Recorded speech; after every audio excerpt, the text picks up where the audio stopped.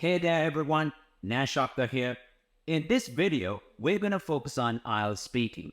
Now, quite often, I hear many IELTS trainers say, to achieve a band 7 or higher, you need to use idioms. And some, they go as far as saying, in every sentence, you need to use an idiom if you want to impress the exam. Let's be honest, it doesn't work like that. Yes, if you use idioms skillfully, it can increase your score. But at the same time, it can backfire if you try to cram them in there. And here is the best part.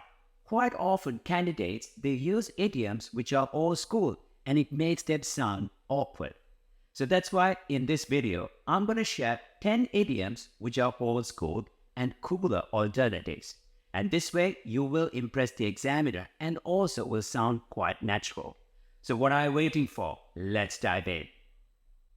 Starting with the classic, raining cats and dogs. This idiom means that it's raining heavily. It's old school because it's a bit dramatic and not many people use it in everyday conversations. In my hometown, sometimes it's raining cats and dogs. A fresher phrase might be coming down in buckets, which paints a vivid picture of the heavy rain. In my hometown, sometimes the rain comes down in buckets. Next, to hit the books. This means to study hard. It's a bit dated because it refers to physical books where nowadays we often study online. Before my exams, I always hit the books. A more current expression is dive into my studies, emphasizing immersion in learning. Before my exams, I usually dive into my studies. Bite the bullet is up next. This means to face a difficult situation. It's an older phrase stemming from a time when soldiers bit on bullets during surgery without anesthesia. When I didn't get into my preferred university, I had to bite the bullet and look for other options. A modern alternative could be grin and bear it, highlighting endurance with a smile. When I didn't get into my preferred university, I just had to grin and bear it and look for other options. Ever wondered about break a leg? It's a way to wish someone good luck, especially before performances. It's theoretical and has its origins in superstitions from the theatre world, so it might sound out of place in daily chat. When I told my friend about IELTS exam, he said, break a leg. A more universally relatable term might be give it your best shot. When I told my friend about IELTS exam, he said, just give it your best shot. Cry over spilled milk is an old favorite. It means regretting past mistakes. It's quaint because it references a minor domestic accident to illustrate a bigger point.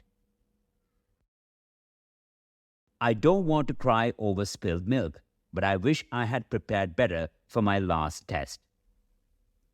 A contemporary way to convey this is no use crying over the past.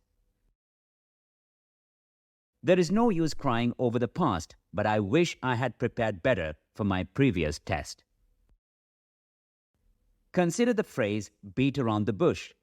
It means avoiding the main topic. It's old school because it references an ancient hunting method. I wish my teacher wouldn't beat around the bush and just tell us the results. For directness, not getting straight to the point works. I wish my teacher would get straight to the point and just inform us about the results. How about a piece of cake? It signifies something easy. It's a bit cliché due to its overuse. Compared to other exams, IELTS was a piece of cake for me. A modern variant is a walk in the park. Compared to other exams, IELTS was like a walk in the park for me. Jump on the bandwagon is an interesting one. It means joining a popular trend. The term stems from a bygone era of actual bandwagons in parades. When K-pop became popular, many of my friends jumped on the bandwagon. A more current phrase could be join the crowd. When K-pop became a hit, many of my friends just decided to join the crowd. Lastly, cost an arm and a leg.